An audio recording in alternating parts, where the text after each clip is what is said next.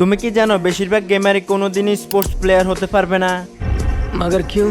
চলো জেনে আসি তিনটি আসল কারণ।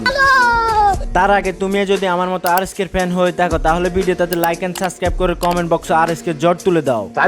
Number 1, practice. বেশিরভাগ গেমারই তাদের স্কোয়াড নিয়ে স্পোর্টস খেলার জন্য প্র্যাকটিস শুরু করে দেয়, কিন্তু কিছুদিন পরেই তারা প্র্যাকটিস বন্ধ করে দেয়, কারণ তারা ভাবে যে তারা প্রো প্লেয়ার হয়ে গিয়েছে, আরএসকে টিমকেও তারা হারিয়ে দিতে পারবে। और अभी तो रुको। কিন্তু তোমরা জানলে অবাক হবে যে যারা রিয়েল স্পোর্টস খেলে তারা এত ভালো খেলার পরেও দিনে 8 থেকে 10 ঘন্টা তারা প্র্যাকটিস করে।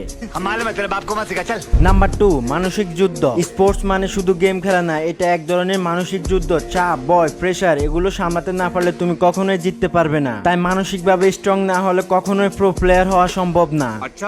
এন্ড নাম্বার 3, ভালো ডিভাইস। এখন আমি এটা বলবো না যে তুমি গেম খেলার জন্য 60 থেকে 70,000 টাকা দিয়ে একটা ফোন কিনো, কিন্তু যারা মন থেকে স্পোর্টস খেলতে চায় তাদের কাছে ভালো ফোন, ইন্টারনেট কিছুই থাকে না। আর অনেকের তো সাপোর্ট সিস্টেম নেই বললেই চলে। এই কারণে অনেক ট্যালেন্ট প্লেয়ার পিছিয়ে পড়ে। সবশেষে এটাই বলবো যে যে তিনটি সমস্যার কথা আমি বলেছি সেই তিনটি সমস্যা যদি তুমি সমাধান করতে পারো তাহলে স্পোর্টস দুনিয়ায় তোমাকে স্বাগতম।